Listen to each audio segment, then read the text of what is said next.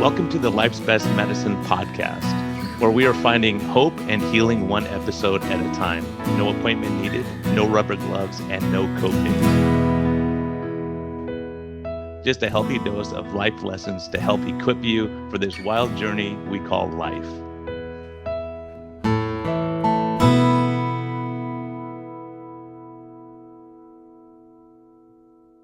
Hey everyone, this is a friendly reminder that we are here for entertainment purposes only. We may not even be that entertaining at times, but this is not medical advice. Talk to your doctor, check with your healthcare professionals before making any lifestyle changes or medicine changes. What we're talking about is our clinical experience and what we've seen. And so if you really want our advice, you can consult us. You can actually consult me as a doctor, or you can consult my guest and get all your questions answered. But we can't give free medical advice because we can't pay our bills with that, but we can help to educate you a bit and allow you to think a little bit. And always reach out to your medical professional before making any lifestyle changes. Thank you. My name is Brian Lenskis. I'm an internal medicine doctor and practiced for about 24 years. I saw the standard of care in medicine was terrible. We just put people on more and more drugs when we watched the patient get sicker. There's a new focus on metabolic health. This is what we've been arguing for the last 5-10 years. And we had the food pyramid and they said, just follow that. But when you look at how those things were passed, they weren't based on science. We find that when people go on a low carbohydrate diet, many of the problems we treat in medicine improve. When I started looking at the ingredients of health code, I was blown away by how it was formulated. It's perfect nutrition. And once I started implementing that with patients, it was a dramatic improvement. Strength getting better. Muscle mass is a huge factor for seniors, and most seniors have malnutrition. Their mood gets better, mental status getting better. It's just amazing to see. When I saw health code and I saw the improvements, I said, it's a no-brainer. It just makes it easy for people to maintain good health. Try health code risk-free.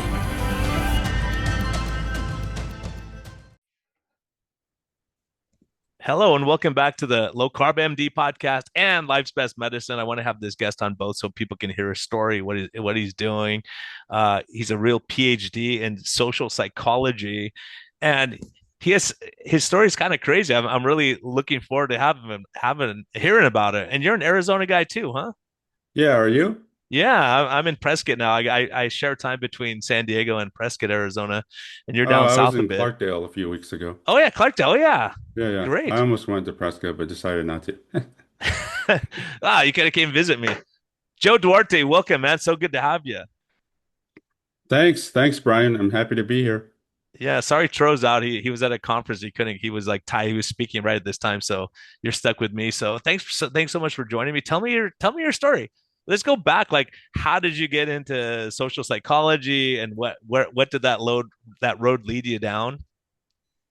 Right, yeah. So initially what got me into it was positive psychology, which maybe you've heard of. So I was working in the software industry and I learned a lot about positive psychology, mostly from Marty Seligman. And this is basically the idea that, classically psychology is about studying dysfunction, suffering, disorders, mental illness, and so on. Positive psychology is focused on studying human strengths, character, positive emotions, happiness, well-being, all that the whole gamut, right? It's sort of the opposite, the inverse. And it's not about healing or treating the sick so much as just trying to steer people towards, their best lives. And so that was my initial interest. And in academia, you don't get a PhD in positive psychology. That's not a field or a program within a psych department, right?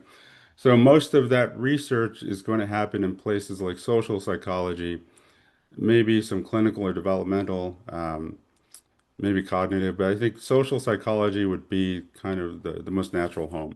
So decided I wanted to become a social psychologist.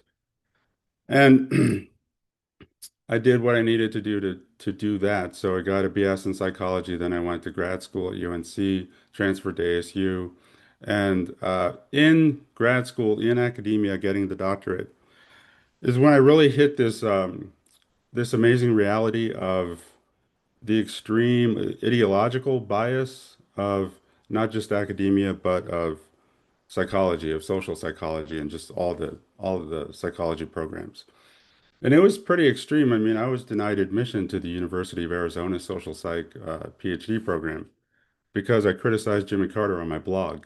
And they asked me explicitly about it on the phone interview. Do you really feel that way about Carter? So that's just one of like 100 examples of just how pervasive the partisan political bias is, right?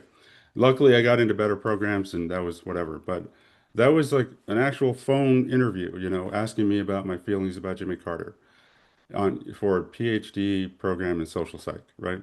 So anyway, I ended up seeing a lot of biased, invalid research, a lot of research that ultimately was false or what you might call not even false because it was invalid. It has no standing. It has no meaning. And I wrote a listserv about this to like the social psych listserv. John Haidt saw it and was very favorable. He really liked what I had to say. So John Haidt and I and a few other people like Phil Tetlock and Lee Jossam at Rutgers got together and we wrote this really a seminal paper that was published 10 years ago about ideological bias in psychology and how it undermines the field, undermines the validity and the truth of the claims, right? Especially claims about the psychology of conservatives and so on. So that was my focus was ideological bias. And then fast forward to last year, uh, I pitched J.A. Bhattacharya, I think in February, on how I thought I could help at NIH and I could go into NIH and build a framework to identify and eliminate this kind of ideological bias in the grants, because NIH is this huge grant funding agency, right?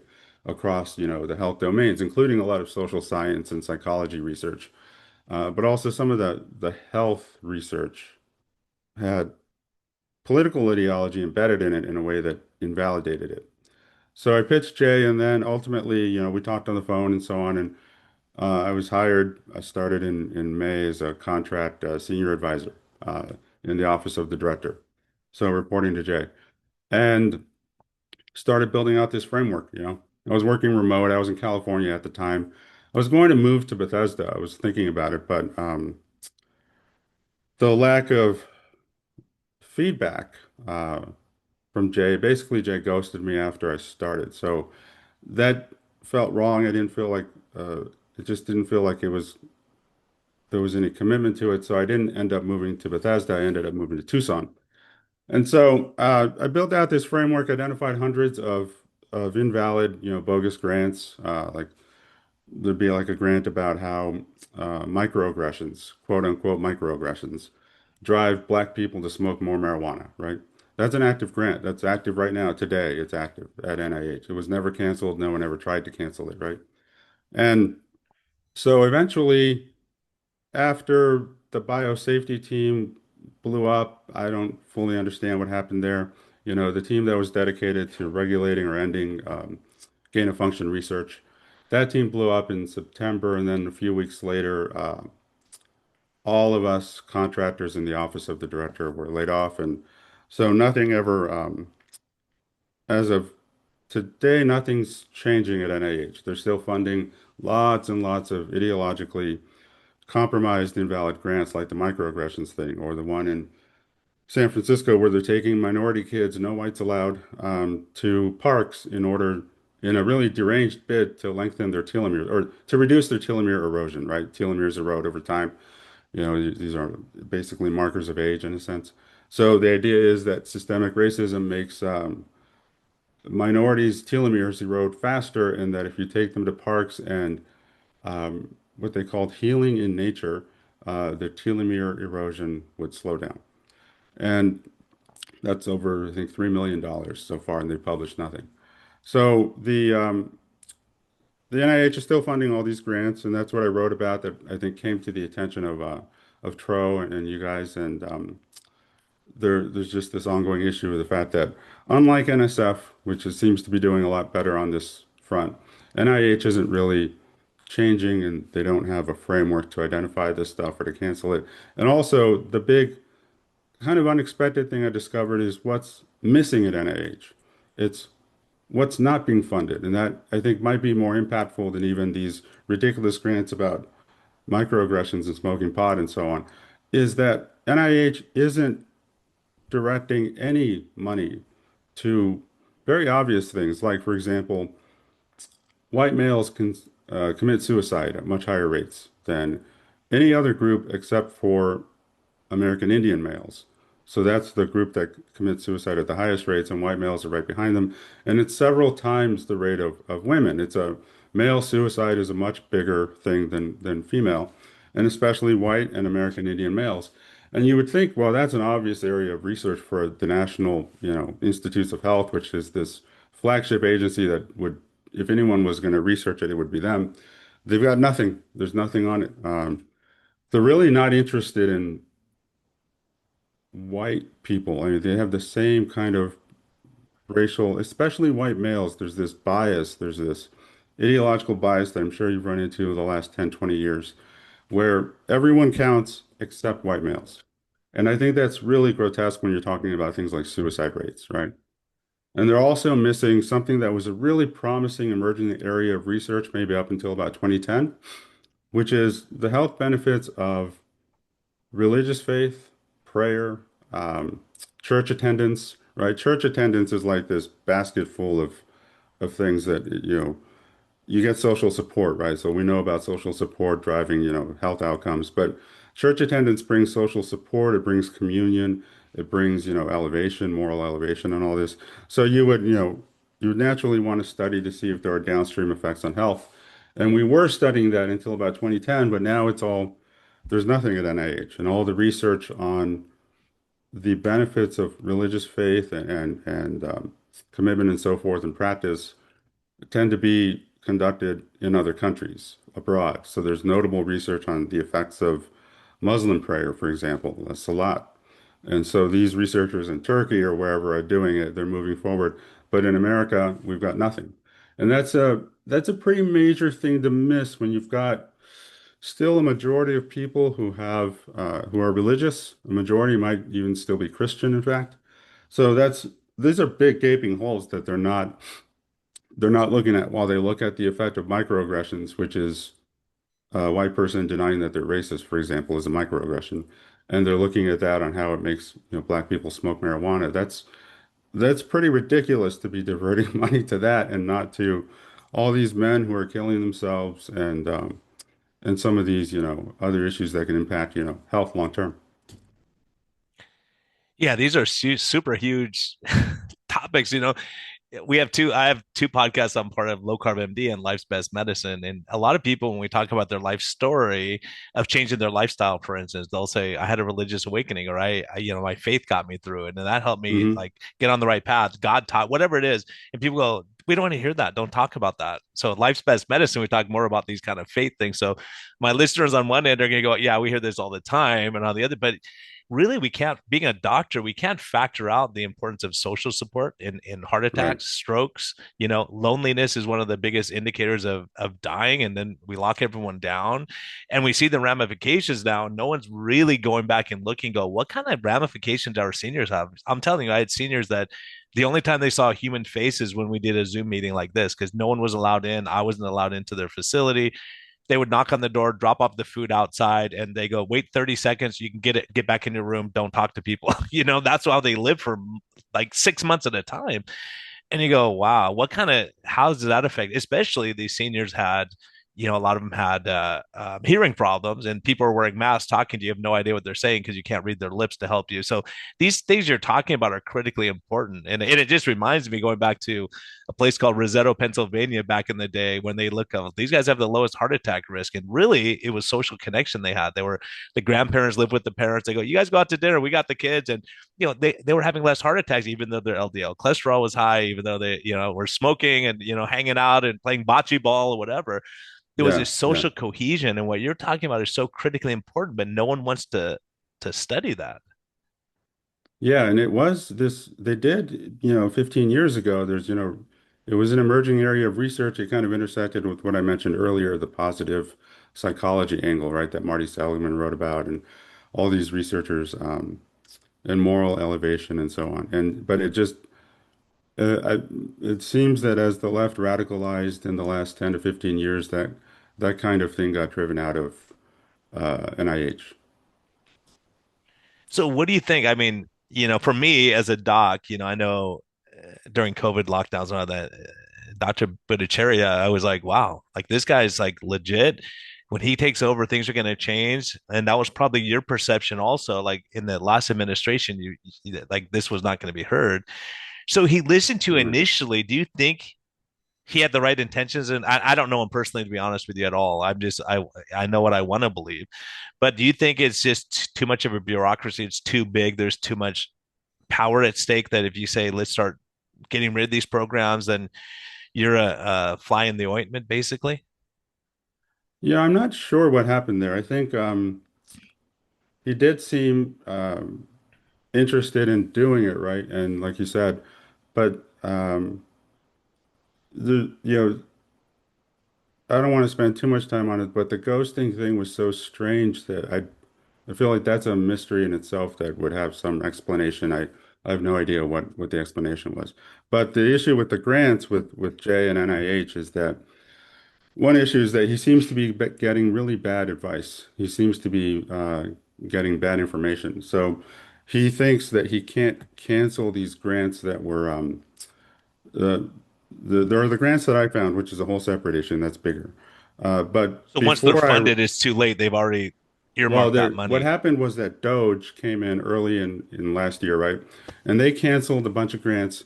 They missed most of the ideologically biased research because they were working with a really kind of a crude keyword search where they're just looking for like DEI type terms, and that's not going to catch most of it. And it's also not going to catch the really weird vaccine hesitancy research or the misinformation research. But those grants got canceled early by Doge, some of them, and the courts, the lawsuits ensued as you would expect, and then the courts issued injunctions, and because of those injunctions, Jay has said, publicly in response to my article at Daily Caller, he wrote an article at, the Spectator. Um, he said that he can't cancel these grants because of the courts. But what the court actually said in the ruling he's talking about in California is that NIH needs to give a specific reason for canceling a grant, for terminating a grant, specific to that grant, right? And instead, what they were doing was just throwing this Doge boilerplate about DEI on all the cancellation notices. But you can actually give a specific reason. It's a little bit more work, but it's not a lot of work. It's you can explain in a paragraph why the microaggressions thing is invalid, right? Now that wasn't canceled, but it should be. But the he's just getting this like guidance that he can't do anything, and he believes it, even though I've pointed to the injunction and quoted it and said it. She's just saying that you need to give specific reasons. That's it. Right? You can't use the boilerplate from Doge.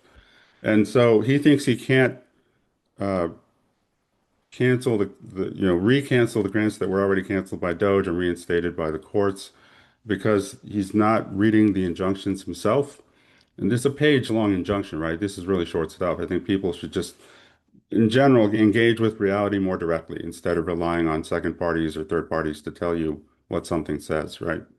So that's one issue is that he thinks he can't recancel these grants that were canceled by Doge. And then the other issue is the set of ideologically biased grants that I found, which was months later, months after Doge. And that's much bigger because they missed most of them, right? They only looked for, diversity, equity, inclusion. That's not going to cover it. So, So there were grants that were canceled, though. There were right. some like that were blatant, but the more subtle ones, they may name it differently, and you're not going to pick that up on looking at the word. And people figure that out. Like, how do I get this grant through without Yeah, that's another issue. They coming to figured a it out. spotlight, right? There's a bunch of stuff on Blue Sky where t they could tell people to change this word to this, and there's like these infographics and memes, and with some celebrity rapper or something. But it's like, so diversity say this, equity say this instead, right?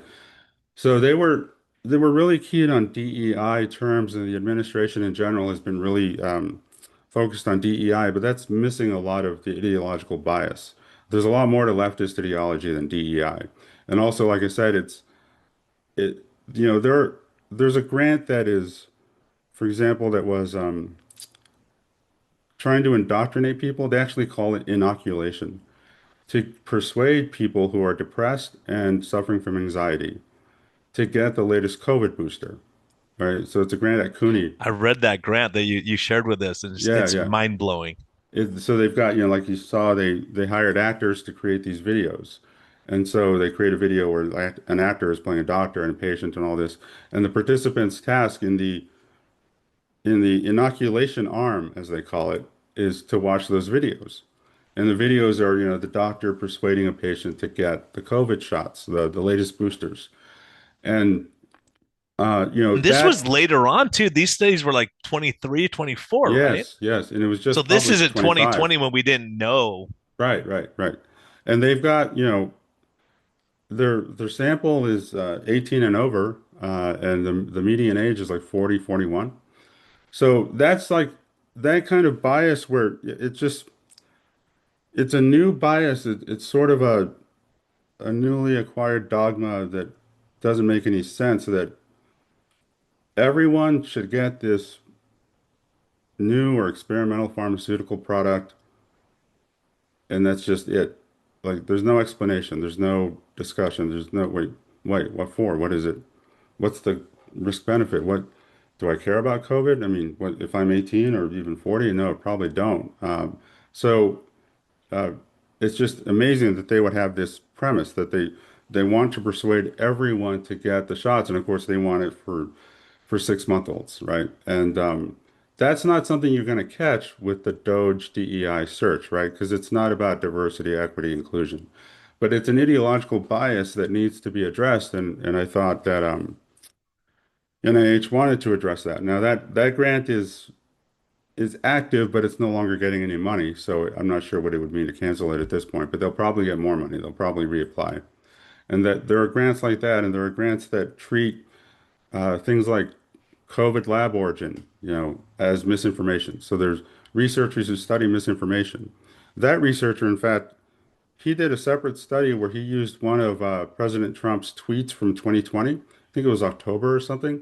And it was just sort of an optimistic tweet. It said, "Don't let COVID dominate your life," among other things, right? But that was He what goes, really, basically, if I survived, if you're younger and yeah, healthier than me, you should be able to yeah, survive it too, right? right. It was actually after he recovered from COVID. And he said, "Don't let COVID dominate your life." And that was outrageous to some people, I guess. You might remember this period in 2020 and 21 when, like, a lot of people generally on the left of the Democratic Party really required everyone to feel the exact same level of panic and doom and alarm about COVID. Like, it needed to be, downplaying the pandemic was actually one of the criteria in YouTube censorship policy, downplaying the pandemic. So what does that mean, downplaying that? That's a subjective appraisal of how important someone thinks something is.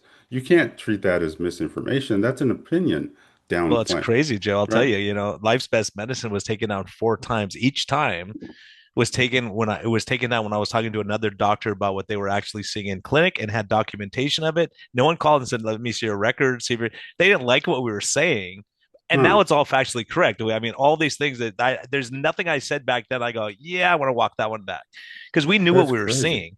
So now you start seeing these people now going, well, natural immunity. I was recommending, but they outvoted me. Like all these guys are throwing each other under the bus. When we mentioned natural immunity, I go, look, I already had COVID. I already had it. So I'm not so worried. Why should I take a vaccine if I've already had it? I have natural immunity. My body knows, and when it sees it again, it's going to do its thing.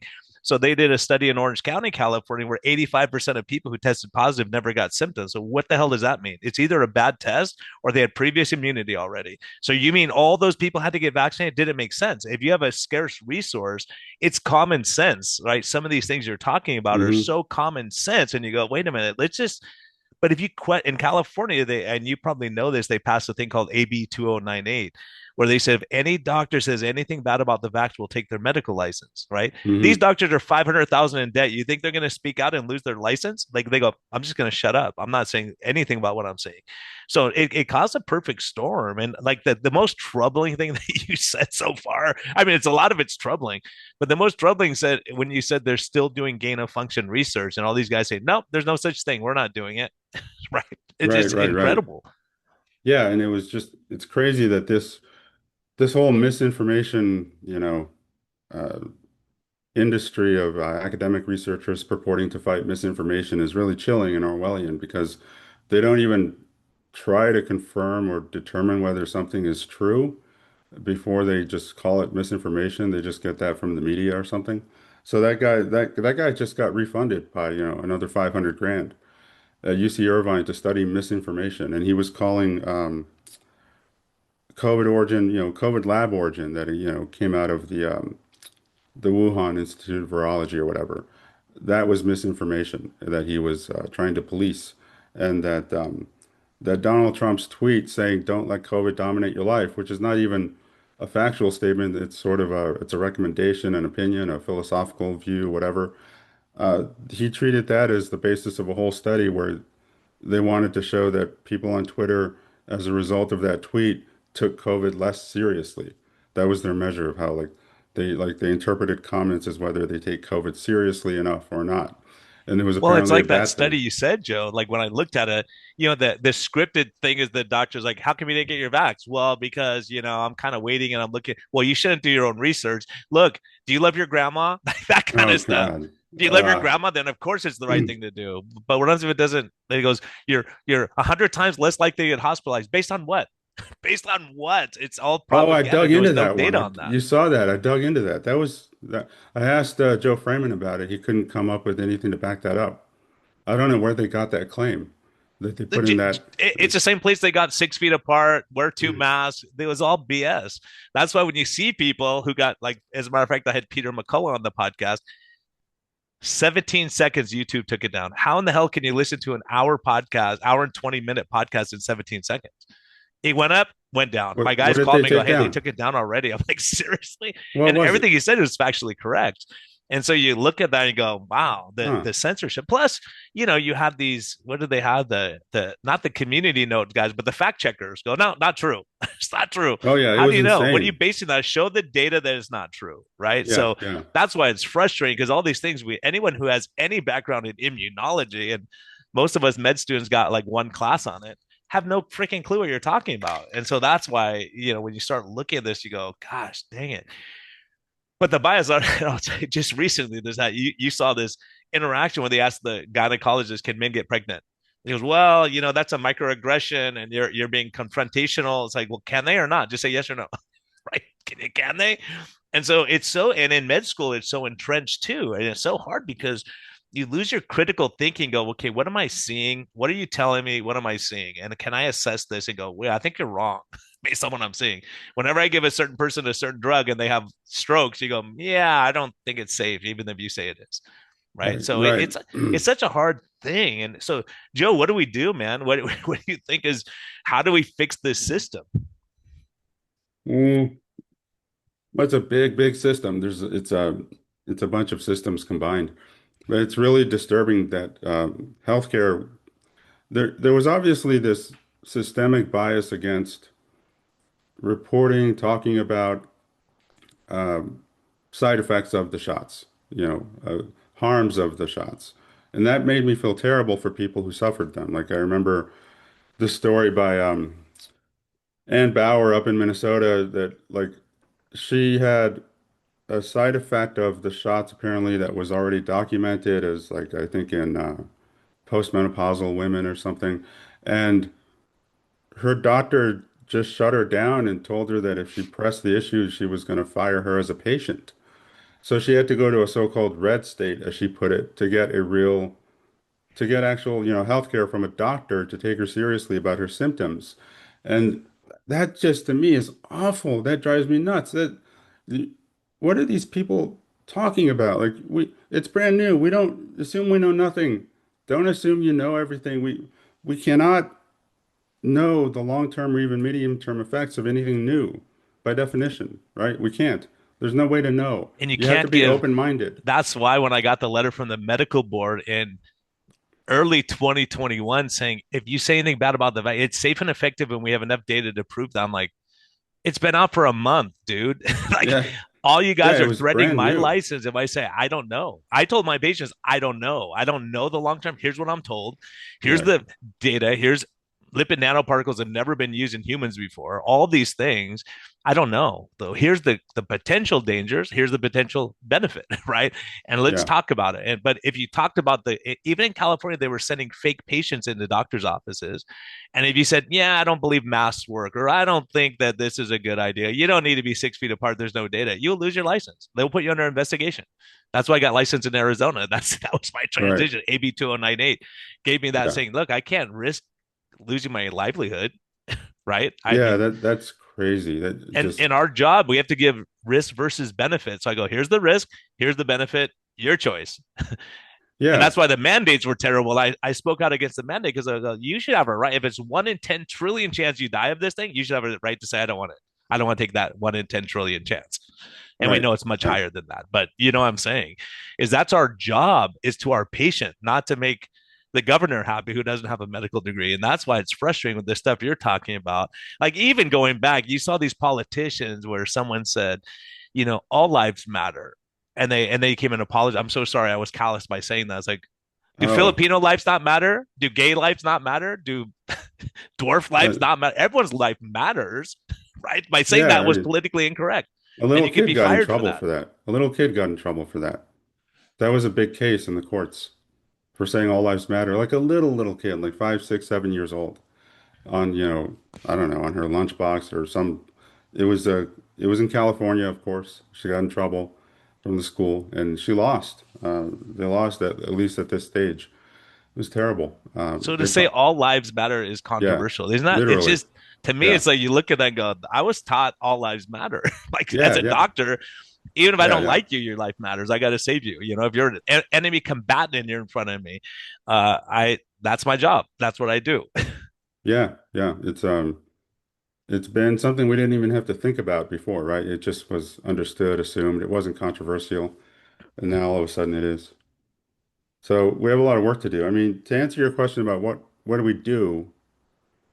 Well, like I said, there are different systems, different levels of analysis here. But if we're talking about the federal government, we're talking about agencies like NIH, NSF, we really do need to have a clean science framework. That's what I'm calling what I've been building, what I started building at NIH, which is a framework that gets ideology out of science and that explicitly handles these modern issues with misinformation research. And what they're calling misinformation is often either true or it's contested, it's unresolved. We don't actually know yet. Like you were saying, you were telling your patients you don't know, right? That's a good answer for a lot of questions is we don't know, right? That's the true answer for a lot of questions, especially in science. So we need a clean science framework at NSF and NIH and any other science funding agency that removes ideology and addresses these specific new issues that have cropped up about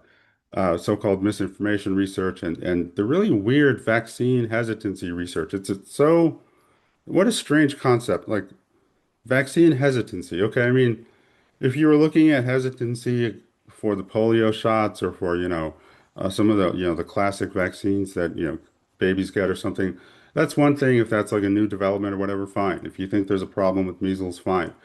But to call vaccine something vaccine hesitancy, and you're talking about an experimental or new pharmaceutical product for a respiratory virus that has no mortality or hospitalization risk for most humans, for most people. And that a virus they might not care about anymore, right? Especially like you said, with natural immunity, 2, 3 times over. But to just call it vaccine hesitancy and to not explain, to just assume that you think everyone should get this shot and not explain why. That's really awkward. I find that so awkward. I feel like, oh wait, you jumped 3 steps. Like go back to the beginning and explain why are you talking about this? What's your rationale here?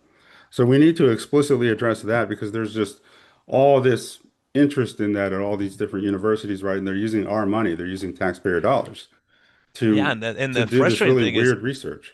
and most of these things were never studied. It was by fiat. They closed down. I had so many patients that were like on suicide watch because they shut their business down. They couldn't go to work, but you could go to Walmart and go shopping all the time. My friend's gym, which is 4 doors down from a strip club. He couldn't have 4 people in his gym working out at the same time, but the strip club is packed with people, right? Yeah, The I heard casinos about were, that. So that and you was look at real? this, you go, you close the church, but you keep all these other, you go, this makes no sense at all. That It was made no real? sense. I thought that was just made up or something. So like strip clubs were open? Yeah, they actually fought it. They actually, if you wanted to go to a casino, the casinos, the strip clubs, they banded together. They go, we'll fight you because they had enough money to fight it. So The they got churches didn't have lawyers. money to fight that. Our church Oh, actually yeah. fought it. They go, look, you're telling us we can't worship. They go, look at the airflow we have through here. We're having 0 cases. We'll do whatever you guys want, but you can't say. Remember, they said no singing. If you sing, you can spread the virus. You can't have your friends over for. You can't have your family for Thanksgiving. They have to sit in the backyard. No one person can pee, and you have to sanitize the entire bathroom. Like, what does urination have to do with spreading COVID? Like, it made no Yeah. I sense. think the public health establishment really face planted on this one, right? Because one thing they should have explained that was so obvious is that, you know, the whole mask thing has been really frustrating, but they should have explained at a minimum that masking outdoors is pointless, that you're not getting any benefit from masking outdoors, especially when you're riding a freaking bike or jogging. I mean, there were, media outlets like Ars Technica that had reviews of like best mask for this, best mask for that, best mask for that. One of them was best mask for jogging. And what are you thinking? These people have a fundamentally broken understanding of airflow dynamics and of epidemiology. They don't understand what's actually happening out there if they think that they're benefiting from having a mask while they run, while they take a walk, while they ride a bike. I saw that in San Francisco, people on bikes wearing masks. Well, That's very the whole thing is confused. crazy. Like Joe, if you have a background, like I've been in ICUs, infectious disease wards. I was through the HIV epidemic. Never, ever, not once, ever did we have the patient wear a mask and we wore a mask ever. Wow. Tuberculosis, you knew they Right. had tuberculosis, you wore your mask. Patient was in their tuberculosis room, negative pressure, their germs aren't going out in the hallway, but you didn't have everyone in the world wearing a mask, and so you weren't doing these things that they were doing were so crazy. Like, where does this come from? And when you ask the question, you could use you go, just explain to me why you what's the data you have. Like the NIH was doing crazy studies, the stuff Fauci was doing. They go, let's put a mask on, we're gonna spray paint on there and see if the mask keeps the spray paint is how big compared to a virus. Like, it's idiotic. It Like, was you have just to a be a moron to do collapse. the study in the first place, and then you use that as your example of why you're doing this. Yeah, it Just reminds me, it's just a collapse of all the scientific standards I thought we had. I mean, when Rand Paul said that a cloth mask doesn't do anything, as he put it, which is almost certainly true, right? We certainly didn't have any data to contradict him. He was censored by YouTube like you guys were, right? So he was censored by YouTube, a US senator saying, and a doctor saying cloth masks don't do anything. And then the fact checkers swung into action. So to back that up, right, to back up the censorship. So PolitiFact swung into action. And they cited the fact checker at PolitiFact, who has no idea what he's talking about, cited an animation, a computer animation of a mask, just, I don't know, filtering things as evidence. That was one of his, I think that was his opening evidence was this animation of a mask that the New York Times created. And I can't believe that people wouldn't understand that that's not anything, right? The spray paint, that's not anything. An animation is definitely not anything. This is not science. This is not evidence. That we need to do randomized trials to know if masks reduce COVID spread in environments like ours in the West, in America, right? And we well, didn't do them. yeah, and I think the critically important point is who determines what misinformation is, right? That is the Right, dangerous thing. Because if I'm vegan and you're saying meat's okay, I go, misinformation, silence that person, right? If I'm a right, carnivore and I think vegetables are causing stomach problems, like, that vegan's dangerous to society. So what happens when you have this misinformation? Instead of saying misinformation, you say, Joe, you have a different opinion than mine. Let's talk about it. Like, what's your rationale for the stance you're taking? Let me give you my rationale, and then people can decide who's right or wrong. You don't say, well, we don't like what Joe's saying, so you can't listen. That's the problem we right, ran into right. in medicine. If you said this doesn't make sense, natural immunity, we all know from 430 BC that it was first described. They said if someone got the plague, they never got it worse the second time. No one died the second time they got the plague, and they made this observation 430 BC. Now it's all of a sudden it's a Oh, new right yeah. wing conspiracy theory. Like Yeah, yeah, they're they put publishing natural this. immunity in quotes and scare quotes, remember? That was Yeah, and Mother they go, yeah, Jones. not these people are crazy. There's no such thing. Of course, it's the That history of that was medicine. I mean, key to you a have to lot be a of moron this. not to know it's there. Yeah, it was a key pattern to a lot of this as far as what they were identifying as misinformation is who was saying it. So anything associated with conservatives, the so-called right, certainly anything that Trump said was inherently treated as false, as misinformation, and it's part of it's a broader, deeper attitude of like, academics told me to my face, mentors told me to my face, really accomplished social psychologists told me, that um, they think conservatives are stupid and evil. And they think that anything they say about natural immunity, about masks, about vaccines, that it's all just, anti-science, as they put it, what's that guy's name in Texas, who the crazy doctor that, but he's the No, Peter growing the McCullough. well the bad one, the Oh, Peter Hotez. yeah, that one. Yeah, The war against science, or the new rise of anti-science, or something. That book you put out, and so it's just like it's. disagree. It's not just I'll tell you, Joe. misinformation. They This call is it from a medical perspective. anti-science. These guys make you crazy because the gaslighting is unreal. Like I Hmm. just watched an interview with the guy, and they're saying this lady calls in. And she goes, "I'm sick all the time. I got all these problems, all this stuff. How many vaccines do you have? 7. Well, you didn't get the eighth one. That's why you got this. Oh yeah, yeah, yeah. I think I What? read about There's that no one. possibility that having the 7 vaccines cause immunocompromise, which we know clinically, like those kind of that mindset, and people think, oh, well, he said he's the, and that's why these same guys. It's so frustrating. These same guys get marched out every time something happens. Like they were wrong 100% of the time, right? Right. If you just put Hotez, the guy you're talking about, if you just put his quotes, like you don't have to say anything. Go, listen, look at Fauci. Just put up all the stuff he said. He said, sure, you can wear a mask if it makes you feel better, but there's no benefit to it. It's not doing it. Then all of a sudden it's like, oh, it just makes sense you wear 3 masks. Like, what? Yeah, yeah. Based on what? It's crazy. I remember the Surgeon General did that flip. Yeah, he did. He was telling people that, masks don't work, and also, but public health people or hospital workers need them, which implies that they work. But it was just all very confusing. And Well, they and then they said, cited, yeah, you can mix and match. You get one Pfizer, get Moderna, get the J&J, get them all. It's fine. Like, based on what? What study are you basing that on? None. That wasn't hmm, done.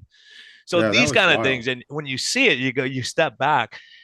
Now, in retrospect, a lot of people, most people I know are saying, yeah, they screwed us. I mean, most people, a vast majority, some people will never recover from this, but most people sit back. Why? Because me, I can just tell you straight up. You can check my records if you want. I had zero mortality rate from COVID. Not one of my patients died of COVID. Not one patient was hospitalized. And now And I you had see these elderly experts from patients? Stanford saying they lost 100 patients in the first month. They're like, well, hell, maybe you shouldn't be the one making the guidelines if you lost 100 patients and all these other, and the survival rate was 99.999x, and you lost that many, then Yeah, you weren't yeah. doing the right thing So somehow. you had elderly patients? Oh, yeah. I have a mix of patients. I have people, Mm. so many of my elderly patients, are like, I'm not even worrying about this thing. Like, they would not, they're like, I'm not doing this. They just like were abstinent. I mean, and it may be because I'm in direct primary care and I do more like people are like they're knowledgeable people who've read and understand. Like, Right, right. like you saw that in the African American community, a lot of those guys are like, nope, we're not doing it this time. We fell for this too many times. We're not doing it. Yeah, they knew they from past experience and just talking to people. And so yeah, there was a Yeah, huge, like and it's we're in it's going to be a tough situation we're in now because we're seeing the ramifications of these things, but no one wants to address it because they go, you know what? I recommend it to all my patients and I kind of force it on them. We go, you want to be my patient? You're going to get it. Right. There's yeah, no yeah. question about it. And so Oh, yeah, everything they yeah, said yeah. was wrong now in Yeah, and retrospect. Right. I feel like, you're saying that like most people have had this kind of insight, but I'm worried that we're not actually seeing any accountability. We're not seeing a lot of official acknowledgement of we were wrong, right? I saw that like Tim Walz was still saying he didn't think there was anything wrong with the school closures. And that was an arbitrary, like that. It's amazing that he would say that at this point because he said that like a few months ago. And I just feel like we haven't had the accountability, we haven't had the reckoning, and we could. in the right political climate, just go through all this all over again. Like it's frustrating that we don't have the media, right? We don't have the media we need. Yeah, it's a tough one. You either rip down the system and start over because no one's gonna like the CDC is recommending. We just pulled out of the World Health Organization, right? And you start Mm. seeing these things and you go, like Redfield now, like he just did an interview and he goes, it was never a vaccination. It was a gene modification. That's what this whole technology is. And they just changed the terminology. And then if you question it, you're an anti, like you're saying, I mean, this is what's critical. People listen, I know it frustrates a lot of people, but I'm saying just because if I'm watching three 747s crash in front of me, I'm not getting on the next fourth one. I'm gonna go, no, Oh yeah, you yeah, guys fix that problem. yeah, It's yeah, not that yeah. I'm anti-plane. It's just you want it to be safe. You want to make Right. sure when you say we did this at warp speed, this is the fastest you go, that's not, I don't want things at warp speed. I don't want to say, well, we just put these plane out. We didn't test it. We don't have time for that. Just get on the plane. You go, let me test. You go ahead and test it. I'll wait. I'm not in a hurry. Yeah, yeah, yeah. I think there was who was it? The great philosopher Aaron Rodgers said, if you can't ask Yeah. questions, it's not science, right? If you can't ask questions, it's not science. So he's a very wise man. Yeah, and if it doesn't stand up to scrutiny, because Yeah, that's the yeah. point is if I believe something, I go test it, look at it. Like if you think I'm lying, look at my records. I got them Yeah, here. yeah. They're We ready could have for you. tested You the can heck look. out. We could have done so much. We could have tested masks very, very well, like with randomized trials, like Vinay Prasad was talking about, right? So he's great, and I'm glad he's at FDA. But we could have tested masks, and we didn't. Why didn't we? I mean, there's only one randomized trial that was ever conducted, and that was in Denmark, Danmark, and it found null results. It found no significant effects.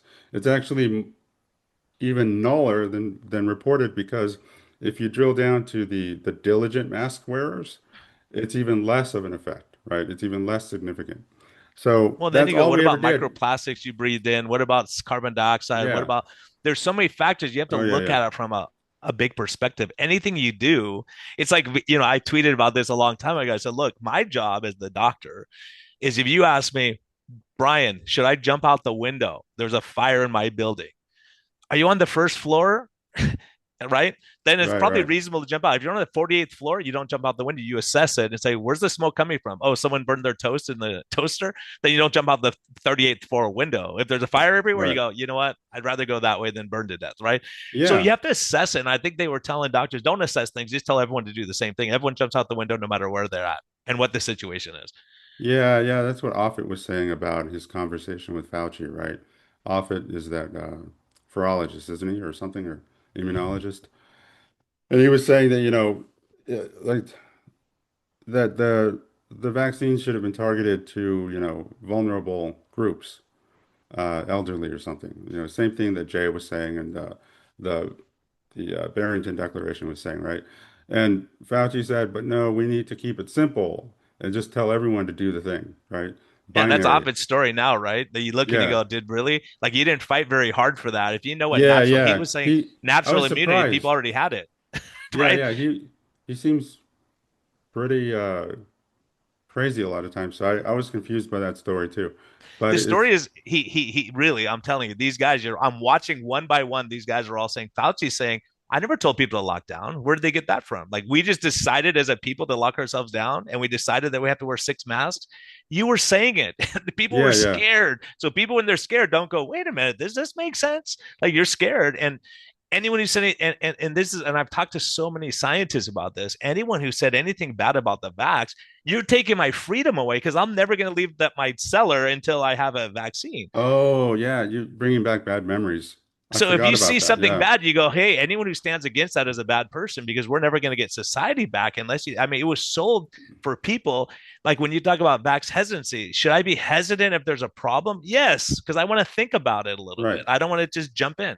So this whole vax hesitancy and this whole thing with misinformation, you go, what is misinformation? And how much came from the government who was in control? How much came from Yeah. the standard guy who's just this old guy working in his clinic in New Mexico saying, hey, I'm seeing weird stuff coming in the door now. Like I've never seen this before. I've been in practice 28 years. So the frontline doctors were never taken serious when we said, hey, look, what about natural immunity? Let's just talk about it. You didn't see press Right. conferences where people sat around and go, let's ask Dr. Fauci questions. Why are we locking down? Where's the data? Where's the, And so Yeah, it people get was upset with all, Peter McCullough, no matter what yeah, you think of the guy. When he says something, he goes, this study, this study, this study, this study. This is what I'm quoting right now. And this study is right. right, And give right. studies and go, these are legit.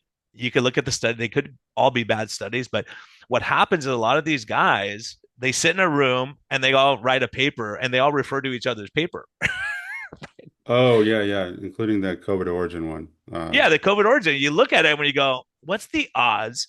Like honestly, just as an intelligent person, you go, what's the odds that we're 5 years in now and there's no natural bat that has this? And it Right, has sequences that were patented, and you have sequences that were this SB40.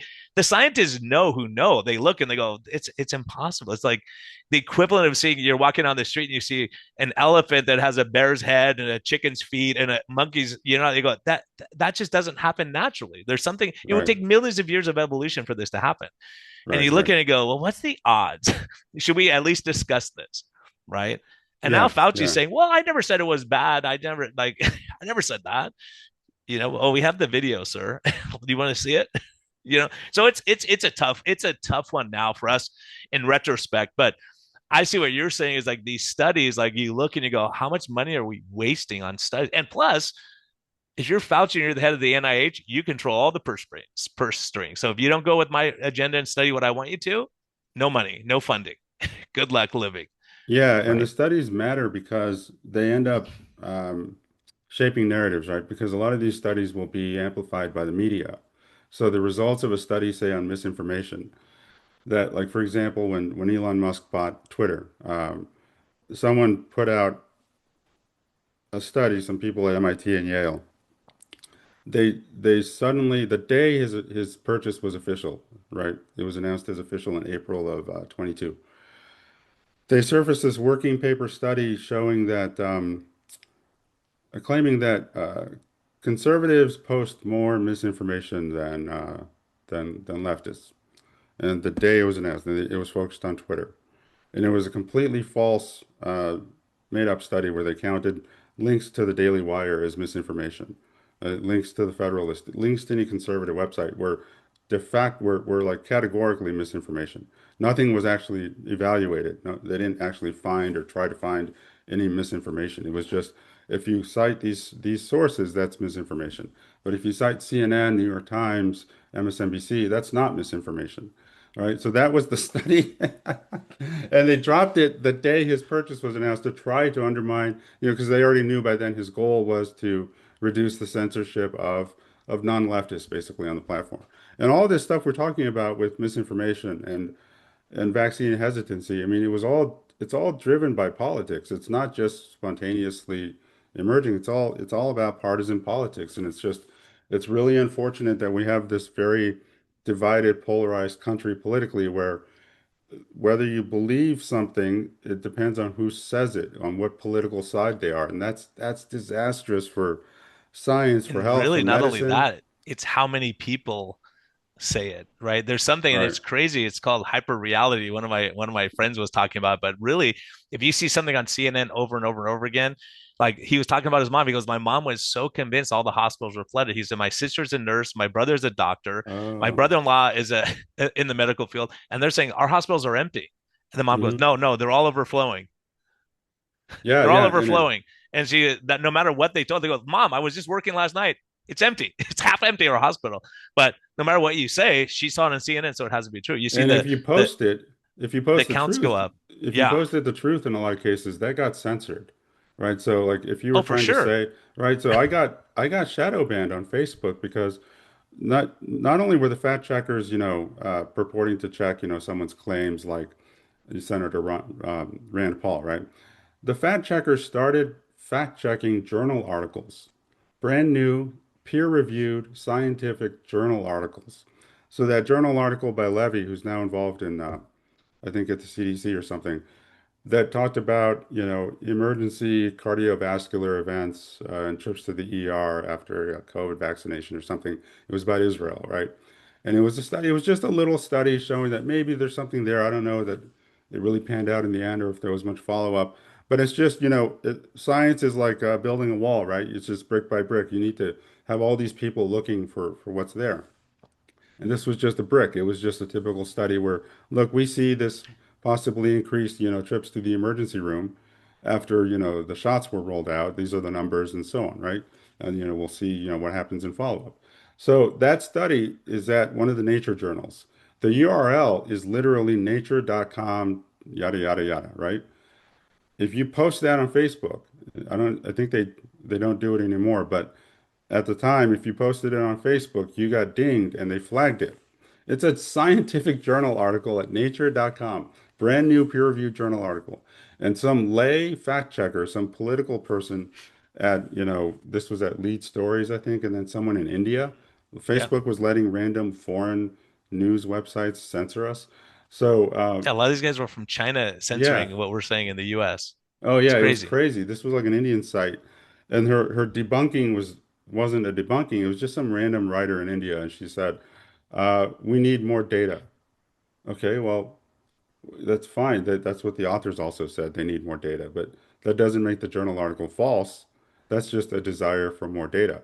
So Yeah, you have to that, study it like yeah. more. You have to do more studies, So validate I that. was I was Yeah, flagged on Facebook, and they tell you that if you don't delete this post, which has you're been gone. flagged by that you in general, your posts in general will have reduced visibility, which is shadow banning. And so I didn't delete it. I'm stubborn. It's look, I'm not going to delete a journal article because some lay random person calls it false, right?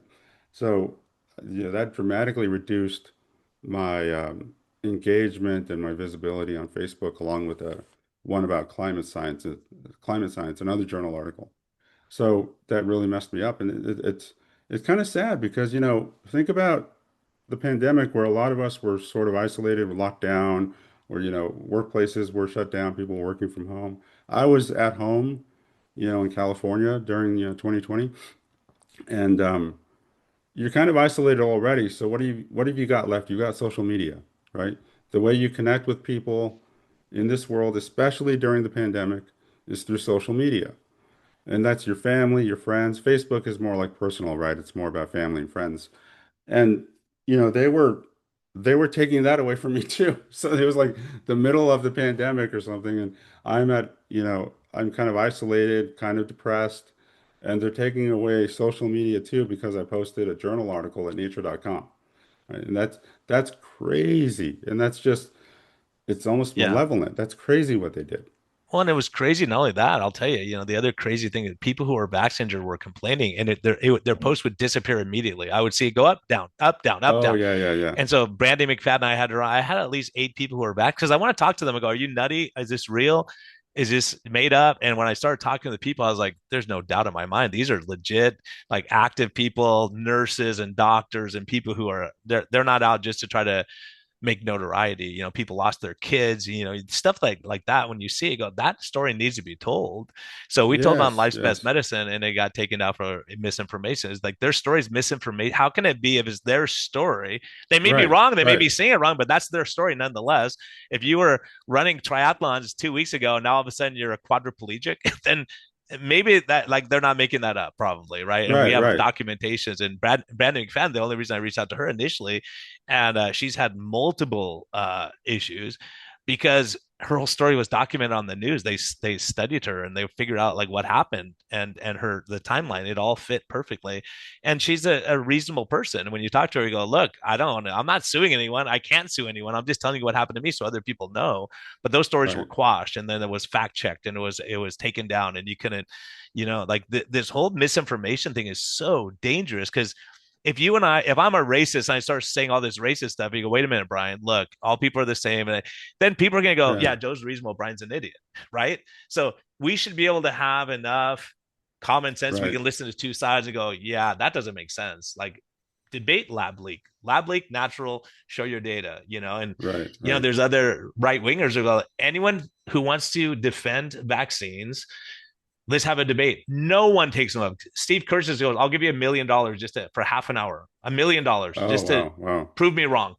And no Yeah. one will take it, including hotel. All these people you've named that we've talked about, they won't do it. Why? Because you have no, you have nothing to stand on. And so it's frustrating because you go, here's my science, here's my data, here's my stats, and so if we can do that, like that's why we debate stuff. You want to have, but you couldn't have debates because only one side could be heard. Now, how do you debate when you you just debate yourself because you can't talk to other people? So exactly what you're saying is getting the science right, the importance, and so what projects do you have now? Like, what are you looking at? Going, man, here's where I can make a difference. It's so hard in your area uh, of psychology to really get a foothold in. Yeah, so what I'm working on now is a couple of things. I'm finishing this framework for clean science. So, like I said, the way to fix this at NSF and NIH is to have a framework that helps, staff identify ideological bias and this sort of bias they had with, vaccines and with misinformation and all this, and eliminate, compromised, invalid grants that are, that are ideologically driven, right? And we'll need leadership that committed to do that, but which we don't have yet. But I'm going to finish that framework. This would be a thing that has lots of documents and it has guidelines and it has rubrics and things like So that. this would go back to the NIH, who's funding Well, everything. not now, it won't because Jay won't. Jay's not going to do anything about this Well, issue. maybe he has a change of heart. Say he does. Well, yeah, then it could. Then it would be ready to roll, right? It would be Yeah. good for them. The other thing I'm working on is media bias. So I'm writing a proposal to address the mainly media reliability, the phenomenon of the media making false claims, which I think happens a lot more often than most people think, especially from legacy media and major media, right? People still think there's some really shiny process involved where they're doing a lot of fact checking and they have these really high standards. I mean, a lot of people still think that, even though they say trust in media is very low, people still believe them. They They still still believe. listen. I mean, that's the Yeah, amazing thing. Everyone yeah, says we don't trust them, but they still listen. The same exactly. people Yeah, over and over and over that have been wrong. And you go, wait a right, minute. Like, I agree. How can it be that you can be so blatantly wrong and right. there's no consequence at all? It's malpractice. So Yeah, like, if I it's tell you, so put there bleach in are, your eyes, it'll help yeah, you see better. Then you go, we got to get rid of this guy. It's crazy yeah, advice, right? it's crazy because there are lots of false claims that are sitting out there right now from the New York Times, from CNN, and so on, that are uncorrected. And they're straightforwardly false. It's not going to be a complicated edge case or something. It's straightforwardly false. There were a lot during COVID and about COVID, and there's just a lot of ongoing now, anything to do with lots of vaccine stuff. But usually with vaccines, it's strange. You notice how they always just say vaccines. That's something that drives me Altogether, they're all crazy. the same Yeah, thing. It's saying, yeah. hey, there's mRNA Vaccines are safe vaccines, and there's effective. standard. Yeah. Right. They just say vaccines are safe and effective and they go home. Like what? Okay, but what are you, can we have a conversation? What are you trying to say specifically? Because I want to Well, talk about this product or that product, right? But they just That's say that's vaccines. the problem. You're exactly right because they just lump it all together because they go vaccines are safe and effective. You took two off the market, right? AstraZeneca and J&J. If they were safe and effective, why are they off the market now? Yeah. And Right? safe and effective, that's for me to decide because what It's does a safe BS. mean? It What does doesn't mean effective mean? anything. At the time, I'm like, That, what does that yeah, mean? What is yeah, safe and what is effective? What does right, that mean? Then right. in concrete terms, safe means what? 90% of the time it helps, right? Effective And means safe meaning less than what percentage of people are injured. What does yeah, that yeah, mean? Safe. right, exactly. Like that's you as a human being on this planet, you have to decide what's safe to you and what's effective to you. Like your standards, your risk benefit, like your context, right? You're gonna have a different context if you're 75 and whatever, and you're gonna have a different context if you're 18 and you're male, right?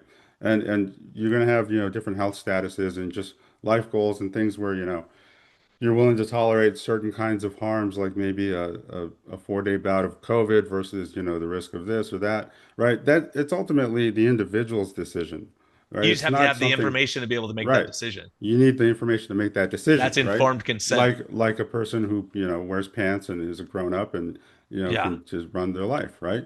So, and the same, and for your children as well. So that's a frustrating thing, but they make, back to the media, they make lots of false claims, and what I want to do is actually assess the rate at which they make false claims for each outlet.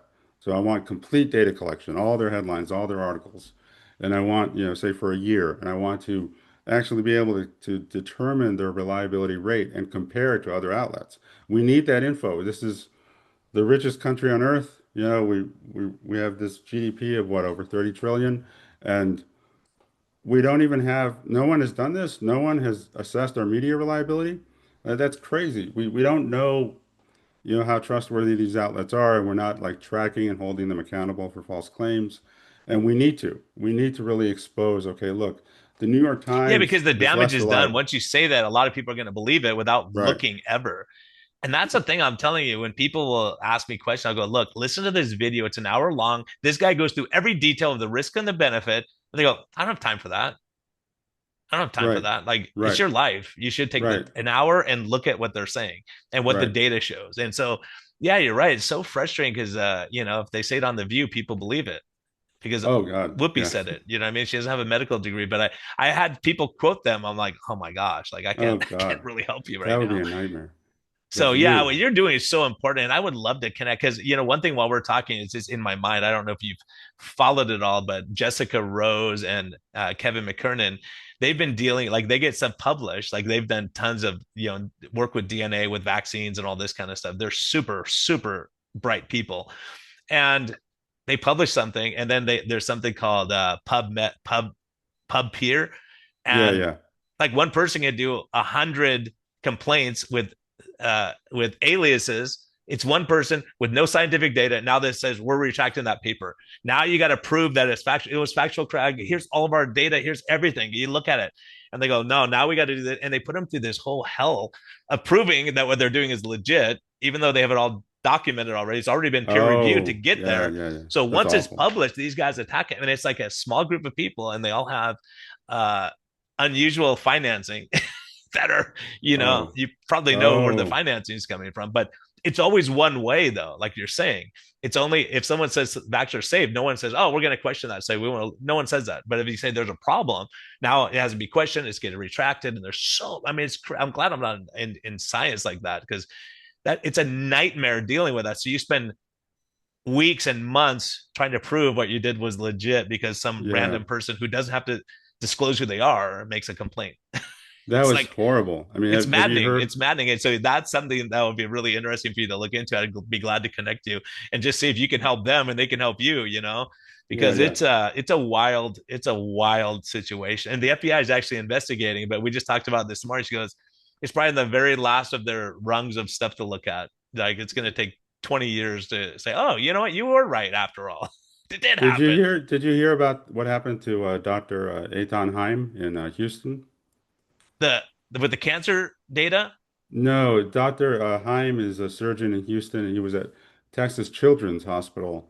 He was a Oh whistleblower, yes. right? He was a whistleblower, and Yeah. it started a couple of years ago, and he blew the whistle on Texas Children's continuing to give kids sterilizing hormones, typically via Exactly. implant, right? Yeah. So they were implanting them with sterilizing hormones, right? We can't sterilize kids, so that's just out of the question, right? And they're So 9 years old, 12 years yeah, old. You yeah, go, my right. gosh. It's awful. He blew the whistle on them, and they had claimed that they had stopped doing it. He revealed that they hadn't, right? And so when that all started, and the FBI tried to intimidate him, the Biden DOJ, tried to prosecute him and send him to prison. One of the doctors at Texas Children's, this just came out in the filings this week. She's one of the defendants in his lawsuit now. He's suing the hospital. He's suing her. She went on to online and used aliases to post fake patient reviews of Dr. Yeah. Heim, right? Fake patient reviews saying that he mutilated them and he should go to jail for what he's done to his Yeah, it's patients. horrible. And she's a doctor, she's a surgeon, a pediatric surgeon, and she admitted to the FBI. She admitted to the FBI that she had posted these things under an alias, right? And she had posted much worse. She actually accused him of raping her. So she Oh my posted all over the gosh. place, right? That's in the legal filings, and it's like she admitted to the FBI, and it's amazing that any human being would do that to another human being. It's also To amazing that she's falsely still accuse someone. employed. Yeah, it's horrible. How do you still work as a doctor in any hospital if you've admitted to writing fake patient reviews under a pseudonym to attack another doctor? I mean, that's Yeah. incredible, much less the rape thing. I mean, I that's remember when I was a young amazing. doctor, I'll tell you, Joe, when I was a young doctor, I go, why do I have to take all this medical ethics stuff? And like, all doctors are ethical. They're there to help people. Now I'm like, oh my gosh, we need more of that because Yeah, people yeah. forgot their medical ethics for sure. Like, so few people stood up for the Hippocratic Oath. First, do no harm. right? Yeah, Do what's this was best for your all patient. revenge. Think It of was food as terrible. a medicine, and all these things. Oh, When you yeah, talk yeah. about it, you get in trouble. It's the wildest thing ever. Yeah, yeah, that is strange that it was crazy to see, like you said, put natural immunity in scare quotes.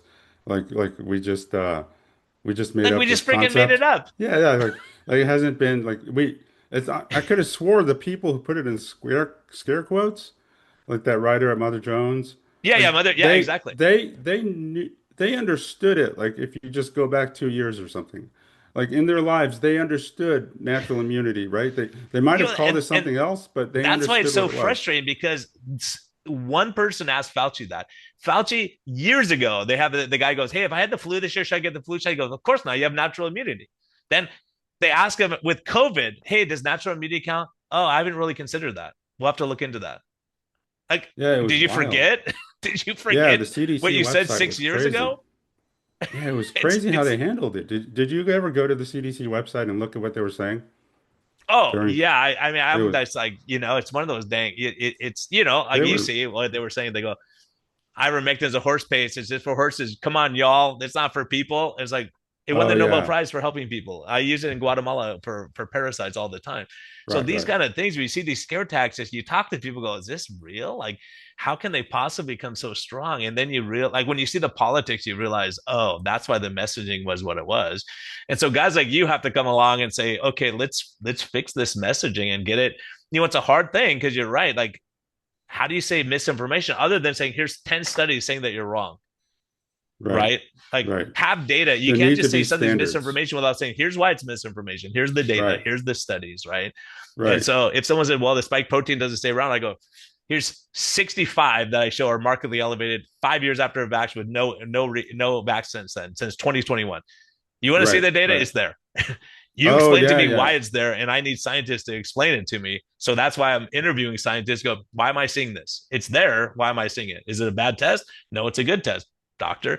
So why is it there? Well, you Yeah. can't degrade it very well, and it's not doesn't have we don't have enzymes to break it down. So this is on good scientific terms, and they're like, we're trying to figure out the problem too. We got to fix it. Like you can't just have 81% of the population have something that you don't address at some point, or at least look to see if it's there. And if it's not there, you say this guy's an idiot. It's not there. Okay, he just Right. had bad luck with his 65 patients that he's seen. You know what I mean? Yeah. Yeah. Yeah. What they So were these doing kind of with things, and the we have enough. I mean, but the problem is doctors just don't stand up and say what they're seeing, and they're scared, and they work for a big organization. They're going to get fired, so there's a lot of pressures, and so people don't say oh anything. They won't check. I've had several people. I said, "Hey, ask your doctor to get it." The doctor's like, "No, that's only for research. We don't do that. That's not clinical." It's like, well, it is. If you're having brain fog and fatigue and muscle aches, and you're having seizures that you never had before, depression that you never had before, something changed. Let's figure it out.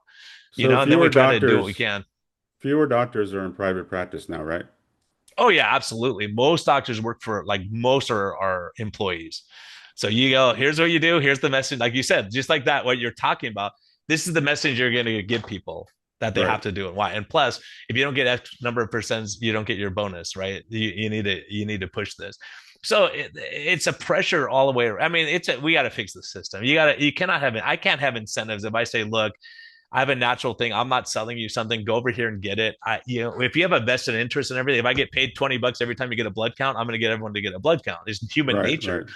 So Right. that's why we divorce ourselves of that in medicine. There's laws against that. I can't self-refer and say you got to go to my bariatrics treatment or you got to get my red light therapy or whatever it is. But if I say, hey, Right. go to your gym and sweat, there's data on that actually. So the Yeah. sweating helps detox, and there's a lot of good things that we can do that just aren't pharma. But everything doctors are trained as pharma. Like everything you see in the study, they go, oh, oxytocin is too low. We need to find a solution to that and find a long-acting oxytocin because it wears off too fast. Well, why not just go have fun and talk, enjoy, and go to church Mm. and enjoy Have people, a give someone baby. a Yeah. hug. That's going to raise your oxytocin more than a drug will, right? Yeah. Live your Yeah. life and enjoy things. And a guy like you who's passionate about what you're doing, it's just not a popular message is the problem, right? People don't want to hear it because then they have to change what they're doing, Yeah. right? Yeah. It's it also what's that saying about there's it's like easier to fool a man than to Oh yeah, persuade then them that that's they've Mark been. Twain. At least that's what. Yeah, it's easier to fool a man than convince him he's been fooled already, type thing. Yeah, yeah, yeah, yeah. That's Yeah, hard. it's so It's true enough. because That's what people makes like it they like unpopular. once they believe something, they can't shake it, and that's the Yeah, thing where critical thinking comes in. That's what I'm saying we're missing. Someone believes something from 40 years ago, but like that's been proven wrong so long ago. Well, that's what I was taught. That's the way it is. Yeah, In and it medicine makes is it worse that there were a lot of psychological and social dynamics with this, right? And that people broke with their families over some of this stuff, right? Like they didn't go to Thanksgiving and not they broke with their families over they like said you who can't come to my house. You're with over unclean. who they voted for or whether they Oh, got the totally. shots. And that's something I'd never seen before. I'd never heard of any of this kind of like what do they call it? Not going no contact. That's what they call it. I think that sounds horrible. Like going no contact with your mom, going no contact with your daughter, with your sisters. Yeah. It's just crazy because they didn't get the shots. I just Or you never voted the wrong way. imagined America It would be that kind of country. it's wild. It is wild because I have friends like we have total like we'll agree on one thing, like we can agree on low carb, baby, or agree on like toxins. But if we talk politics, we'll argue. And you go, hey, look, I love you as a person. It's okay. You're Yeah, wrong. right. I'm just kidding. But it's okay because I loved it. What I love, and I think you and I are the same. I love to sit down with someone who has a totally different belief than me and go, okay, explain why are you Muslim? Like Yeah, what's the draw? What's the right, benefit to you? Like is right. your life better, right? And you can Hmm. talk to me like why do you pray? Why do you believe what you believe? If someone does that and wants to know an answer, but if they say what do you believe and you go, well, here's what I believe. Oh, that's wrong. But why is it wrong? I Yeah, yeah, believe yeah. this, right? So I've been in And those kind of like some of my favorite people are my atheist friends who go, Brian's cool. You believe that. I just don't believe that. And here's why. And I go, here's why I believe what I and we can discuss it. We don't have to fight and be enemies, but you're right. People divide themselves on these things. Maybe that'll be your next book. It's like, why do we divide ourselves? Even when you have, I see it now, this medical freedom movement. Now they start fighting with each other. It's like, you're doing the right stuff. And the one says, no, this is right. There's no viruses or there is viruses and they hate each other instead of saying, well, convince me, man. Let me. And I've had people that I didn't agree with, but I talked to them. I go, that's a great point. I see your thing. Like you think it's bottom up. I think it's top down or whatever. And yeah, so, and so we're seeing some good changes, but it's disappointing to hear your experience though, because I'm thinking we're in a new age, but we're not in a new age necessarily. We're yeah. slowly maybe going, but maybe it just needs some shoving and some people to make more noise and expect more of our government and our leaders. Yeah, yeah, it would be we could use better leadership and like what I was saying, especially with that Mark Twain quote about convincing someone that they've been fooled is that it's not just it's a worse because of the way that people have broken with, family and friends and so on, so that it's not just that, oh, I was wrong about the shots. I thought they stopped infection or prevented infection, right? I was wrong about that. Now I understand that, that was incorrect and they don't prevent infection, or at least not past a month or two, a little bit. But it's not just that, it's just that, wait, I broke with my parents Yeah, exactly. because because I believed and was totally sure that the shots prevented infection and that therefore we needed all these, mandates and therefore no one could be, at the house unless they had the shots. And, I broke with my parents. I destroyed my family over these random empirical beliefs that were wrong and which I never really had much basis for anyway. Yeah, And if you've done that, if you broke with your parents, if you broke with your sister, if you broke with your son, I think it's even harder to come back. It's even harder to get the message that you were wrong because look what you did. Oh my God, I wasn't just wrong. I I I destroyed alienated my half of my family. friends. Yeah, Yeah, I and think that's those a things hard are thing so to important, own. like humbling yourself and just going, I was wrong. I shouldn't have acted that way. Or I was living Right. in It's fear. I was hard. thinking 95. Like if you, even now, like if you could go on AI and go, what was if in a healthy, otherwise healthy person, what was the odds of dying of COVID? Just plug it in. Don't be uh, emotional about it. Just go, what was the odds? If you go, it goes through each age group on Grok. I did. And it goes, not their chance of surviving if you're less than 25 it was like 99.99993 or something like that. And then Yeah, once if yeah, I'm 80, it goes, your chances of surviving was 96 point da da da da. And you go, well, yeah, crud. So 96% of the time I would have survived anyways if yeah, I stay yeah, yeah. healthy. So the message is stay healthy, have good social support, be involved in your church. Like you're saying, like what you started this whole conversation out, we need each other. We need social. And the Right. more we divide each other and say, we can't talk about this topic because it's off limits, right? then Yeah. and I've had people that I thought would totally disagree. We start talking, I go, we kind of agree on a lot of stuff. The more you talk to someone, you go, just because you like the Right. Chargers and I like the Eagles or whatever, you know what I mean? It doesn't mean you have to hate each other. So Right. when you see people overcoming that, that's what makes America great, is be able to say, okay, we reassessed and we're seeing things differently. And doctors, that's a big lesson, is you have to be able to say, you know what? They gave us bad information and we acted on bad information. Now we got to fix it. We got to figure it out. That's the right Doctors are answer. tough. Not like, oh, Yeah. they said this, so I'm always going to say it stays in your arm. It doesn't stay in your arm. There's no, we knew that from day one. Like anyone who knew the science knew it didn't stay in the arm, did it? Yeah. So, Yeah. now it's And frustrating. And when you say it, they still think you're a conspiracy theorist. Go, that's the fact. That's what it is. Prove me wrong. Show me a study. oh, yeah, yeah. The CDC eventually came around on that. They changed the wording of their statement about the spike protein to be They had accurate. to. Yeah, They yeah, had to. yeah. And that's what I Totally. mean. These guys are all now, a lot of them are, but what they're doing, instead of saying, you know what, I screwed up, I should have stood strong for natural meat. He's saying, well, they outvoted me 3-2, so we didn't say anything. You still could have went out and said, hey guys, you know what? Yeah. If you already had it, you don't be the first in line. You can wait a little bit. You're not in a hurry because you're not going to get sicker the second time. We know that through all of our data and all of our science. So just being honest with people, I think people just want someone to be honest with them and go, look, because and I'll tell you, this is a quote. I don't know if I made it up or I heard it somewhere, but it says, in medicine, you can be wrong. The most dangerous thing is to be right too early. So if you're saying the Oh, truth yeah. too early, you're gonna get it. It's gonna be a nightmare for you. And trust me, I know that's true. I've experienced Yeah, that. yeah, yeah. Because One we thing I've go, I don't think seen, this yeah. PCR is very good because I've had 3 people test positive, negative, positive on subsequent days. I don't think that's very good, Oh, interesting. One thing I've right? seen with doctors is the Kit Harington fallacy. You know Kit Harington from Game of Thrones? Oh yeah, So he responded, the last season, season 8, was heavily criticized, right? And Kit Harington responded that but we worked so hard on it. So therefore, what? It doesn't really address still like, sucks. You worked yeah, hard, but yeah. it still It doesn't sucks. matter how hard you worked, right? So Yeah, what I get from a lot of doctors is this kind of thing where they really want to be valued and to have the status of having, of being experts. And what they say a lot is that they worked very hard in medical school. So hmm that they went through medical school and that was a lot of hard work for them. I assume for like 99% of doctors, it was hard. It took a lot of work. And that they went through this gauntlet, they went through medical school, they went through residency and ever. So they paid, with their, blood, sweat, and tears, so to speak. And that because they worked so hard and because medical school was so hard, that people should trust them and they don't want to be questioned too much, right? So that's the vibe I got from a lot of doctors. yeah. Does that, It's have you wild. seen That's the that? truth. That's no one wants to, like, for me, it's like question me. So it's just like faith, right? Question me about my faith. Because if I believe my faith strong enough, I'm glad to defend it.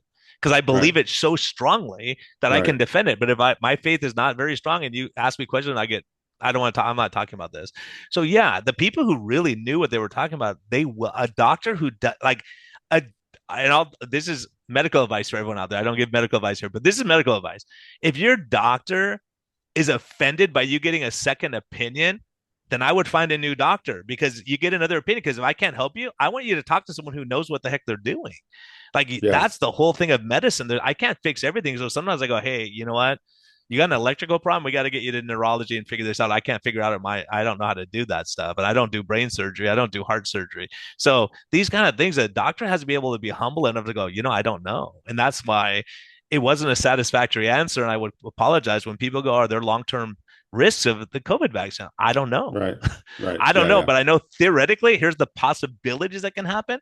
Uh, and you take the risk. It's on you. But I can tell you what I know. And a problem is, if someone would have asked me what's in it, I don't know. I didn't have a list. I didn't know everything that's in it. Now we know there's stuff in it that no one ever knew was in it. And right. so you can't for me, I'm not going to give you false reassurances unless I know damn well what it is. Right. So Yeah, yeah. that's the problem, is a lot of people gave false assurances based on what the politics were saying at the time. And Mhm. the problem with medicine is not political. It's like, what's going to help you? What's going to be Right. best for that patient in front of me, no matter what happened to other patients and what other people are saying all over the world. So it happens all the time. People going, oh, I heard this new drug cures cancer. Well, it doesn't. that's not a cancer drug and it's for blood pressure. And it doesn't, based on what we're seeing, unless you have data to show me. So it's hard because word of mouth and things. And I think the other thing for us humans, and it's funny because you see that meme where they go, "You're saying you know more than the CDC, the FDA, and all these people. You know better than they do." And like the one guy's like, "Yeah, I do." Then in retrospect, go, they were wrong. Like they're Yeah, not yeah, infallible, and there's, like you're saying, and you've learned the hard way, political pressures, other things that can keep the truth from coming up. But what we know is the truth can't be suppressed forever. So if you can ride out this storm, the truth will come. You just have to ride through the storm to get there, and you have to go through all this stuff. And like you're saying, we all feel the same way. How come there's not accountability? If these guys did fraudulent stuff and evil stuff, maybe, how come there's not accountability? And it's because, a lot of times, like at CNN, when the head guy got fired, then everyone else left. Everyone else got taken because he was protecting these other guys. Once he left, they're like, I have no protection anymore. And they're getting fired, fired, fired all the way down the line. So that's what's happening is once you lose your protection, if you're in a gang, you're pretty tough. But as soon as all your gang guys are in prison and you're on your own, it's a lot harder to stand up to the scrutiny, right? yeah, yeah. So, Joe, what's life's best medicine for you, man? I have to ask you since you're on both podcasts this time. Like, where do you go when you're going through the hard times when life's stressful, and what keeps you ticking along, moving forward when you're swimming against the stream? Well, I'm solar powered, so I like to, I'm of the desert, right? I grew up in southern Arizona, copper mining towns. So I Yeah, I like saw to that. go hiking in the desert in mountains that start in the desert and eventually take you up into forested areas. So just being out in the desert and in the mountains in the sun, I really like that. That's nourishing for me. Yeah, you have the picture on Twitter, on X. It's Oh just like you yeah. jumping over the rocks. I'm like, man, that's cool. I want. Oh I'm yeah. actually going to be speaking in Tucson in a month or so, and I'm like, I'm bringing my road bike. I want to do this Oro, this this. You guys have this trail that goes for like 130 miles. It's all like no cars and all that kind of fun Oh stuff. yeah, yeah, yeah. So yeah, yeah, I got to I do had a that. I had a cyclist friend. Yeah, that's very popular. Lance Armstrong used to come out here. Yeah, it's beautiful, man. Good stuff. Hey, man, thanks so much. Thanks for joining us. And I think Tro has all your information. We'll post. And if anyone wants to track you down on X or anywhere, is there a way they can track you down or support the work that you're doing? Yeah, you can get me on X and on Substack as Valid Science. So that's my username on both, Valid Science. Awesome, man. Thanks so much for joining me. And we'll get this out. Everyone, be kind to yourself, be kind to others. A lot of great information. I know this is going to be overwhelming for people. It's overwhelming for me. The more I talk to scientists, I just interviewed someone this morning. I go, I was praying that you were a nutcase and that you were wrong because I don't like your messaging. I don't like what you're finding. It Right. doesn't make me happy. It doesn't. But Yeah, yeah. if it's true, it's very important and it's been reproduced like 30 times around the world, then I can believe it, not just one person. So that's why we started low carb MD too, because we go, we're not the only ones practicing medicine. We're seeing benefits for patients cutting out processed food and sugar. And it was very controversial. Now the entire food pyramid turned over and I'm stunned still. I still can't believe it. When you go, they were wrong for 70 years or whatever. They were wrong. Now they're finally flipping it and getting it right. And so some people are upset about it and you go look at the data, look at your clinical experience. So Joe, the stuff you're doing, you always have a standing invite. Thanks so much for joining me, and hopefully we can connect in person sometimes in Arizona. But I love what you're doing, and your messaging, and your courage to stand up against the system. It's so Mhm. frustrating when you go, look, I could save you all this money, and they go, yeah, thanks, no thanks, thank you. It was too much work for us to go follow up on that. So hopefully one day you go, hey, I'm making a difference. I got an inroad here, and I know it'll happen. Just keep your determination. Thanks, Brian. It was great talking to you. Yeah, great talking to you too, man. Really, really enjoyed it. Have a good weekend.